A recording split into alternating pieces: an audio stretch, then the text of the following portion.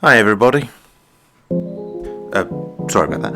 Anyway, here we are with another video, and apparently Warhammer is pretty big at the moment, what with the new Space Marine 2 game having come out. Now some of you may be thinking, is Jack just trying to cash in on a current trend and appease those who do the YouTube algorithms? Yes I am. Okay, so let's crack on with this build. And to start it off, I'm going to cut the base out of a scrap sheet of wood. Now, of course, I can hear you all thinking, hey Jack, why not use a jigsaw? You know, the correct tool for the job? Well, somebody borrowed it and here we are. So this will be the ground that I build everything on. So I'm going to sand this down and chamfer the edges so it's a bit more organic and less blocky looking.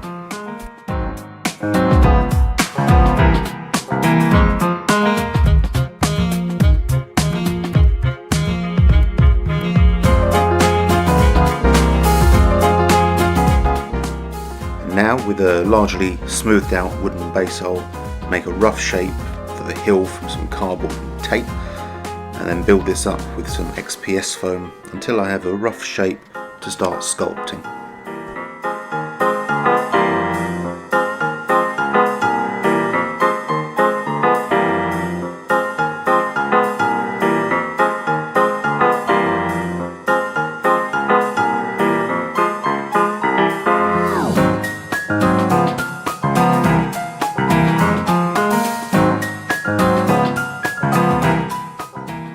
Hello, this is Pippin, everyone.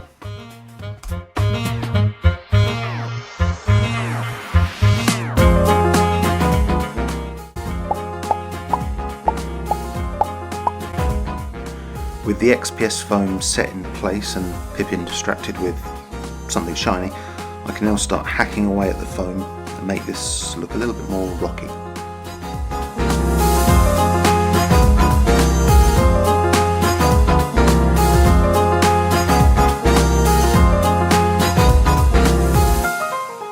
And after cutting all those chunks off, I'll briefly question what I'm doing with my life before sticking them back on, but in slightly different places. This will help at least fill some of the unnatural gaps and blend it into the base in a less jarring way.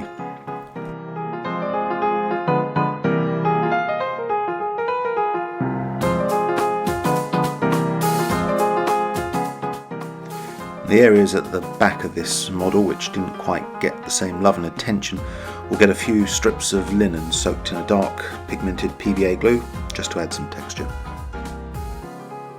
Now, I don't know if you can see them clearly, but there are a few slight gaps between the sheets of XPS foam, and I'm going to cover these by giving them a good coating of Mod Podge paint and crud, just general dirt and detritus. Now, I went for Croydon crud, but I'm pretty sure any South London crud will do.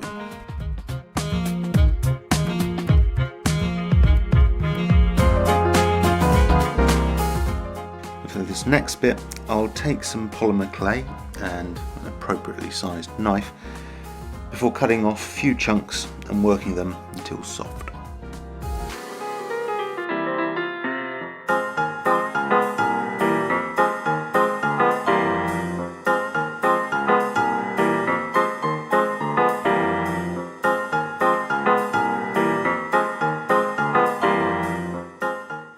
Then I'll start forming these onto a template that I cut out to create a stream. With a bit of prodding and poking, I can get a rough shape and then use a few different modelling tools to add some texture. And just like that, I've got my very own demonic tongue. With a quick blast in the oven, this will get this set nice and hard.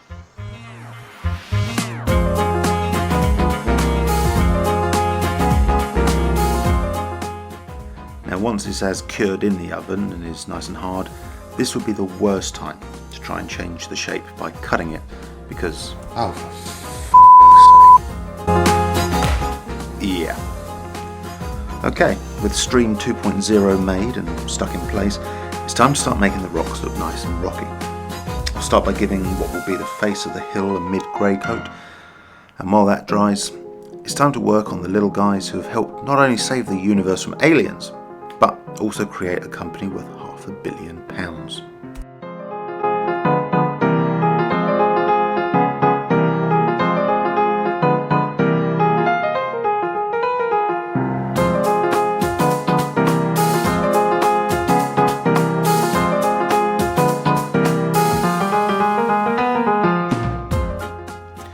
So I guess we'll start by getting some of these bits and bobs together. Some tweezers to aid my sausage fingers, paint obviously, a craft knife, brushes, and of course the body parts. Now there is a multitude of far more talented people out there than me when it comes to painting Warhammer, so I'm not going to focus on the painting of them too much in this video, but check some people out because they're amazing.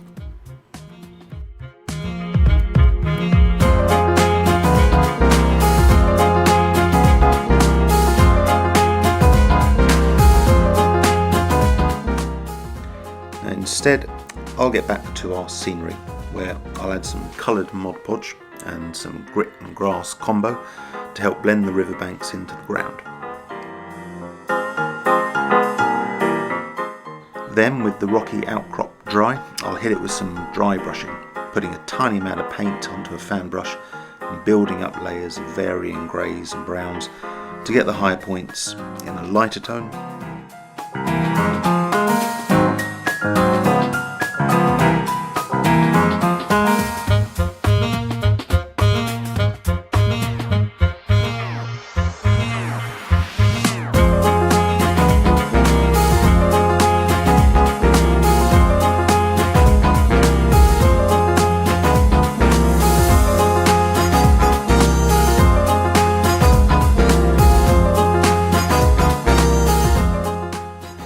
And a watered down wash in a dark tone, and this will sink into all the deep recesses, nooks and crannies, and I'll clean off any residue with some kitchen roll.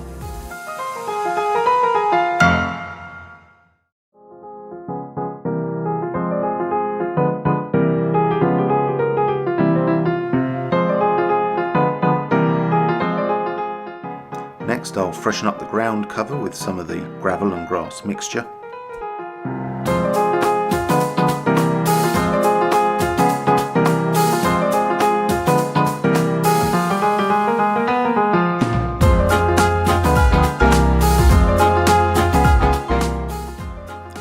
And then finish off with some final light grey and white highlights to all the tips of the rocks.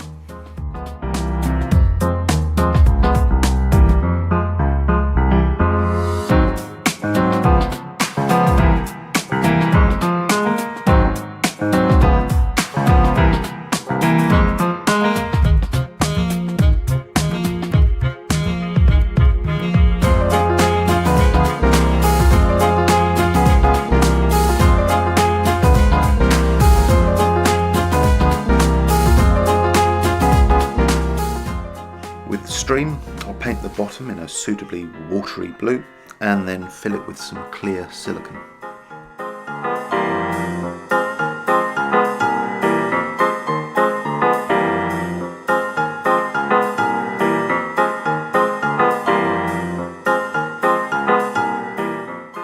I can then dip my finger in some pure alcohol, which will help me mould the silicone without it sticking to my finger.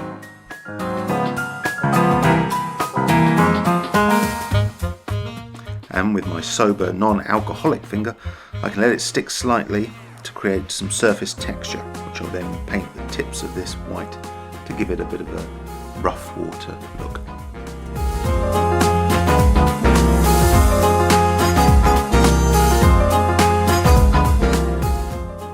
And with the banks of the river, I'll decorate this more fertile land with some greenery to make it look a little bit more lush.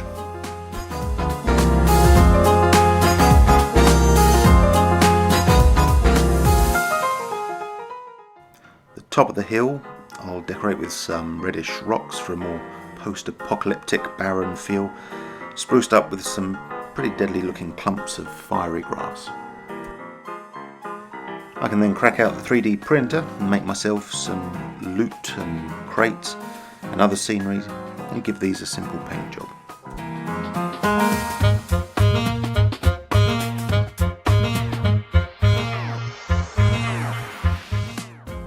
Give them a coat of primer, a few layers of brown, and not forgetting the little red Omega sign, just to make sure we know it belongs to the Marines. And then I can stick these down, and now I have another dust-gathering, alien, war-torn hellscape. Thanks for watching, and if you want to see any more videos that show how to do a plethora of unrelated things, then please subscribe. And with that, I'll see you later. Bye.